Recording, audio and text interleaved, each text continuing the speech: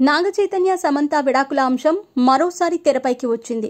ఈసారి రాజకీయ రంగు పులుముకుంది. వారిద్దరి విడాకులకు మాజీ మంత్రి కేటీఆరే కారణమని మంత్రి కొండా సురేఖ సంచలన ఆరోపణలు చేశారు. హీరోయిన్లు ఫోన్లు ట్యాపింగ్ చేసి వారి జీవితాలను నాశనం చేశాడని తీవ్ర ఆరోపణలు చేశారు.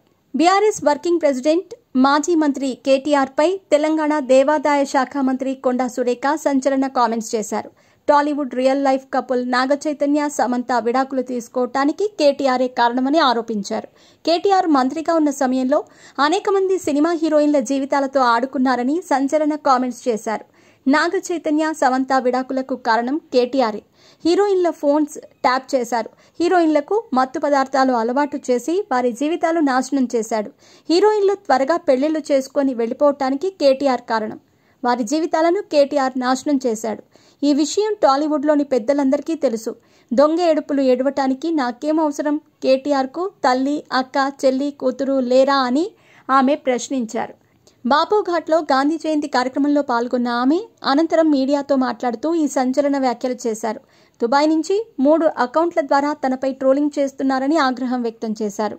మహిళలను కించపరిచేలా సోషల్ మీడియాలో పోస్టులు పెట్టమని కేటీఆర్ తన టీంకి చెప్పారని ఆరోపించారు.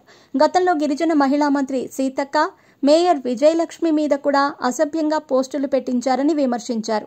ఇప్పుడు బీసీ మహిళలైన తనను కూడా కించపరుస్తూ పోస్టులు పెట్టడం బాధాకరమని వాపోయారు. తనపై పెట్టిన పోస్టులకు మాజీ మంత్రి హరీష్ రావు మానవతా దృక్పథంతో స్పందించారు. కేటీఆర్కు ఆ మాత్రం సోయి లేదా అని ఆగ్రహం వ్యక్తం చేశారు.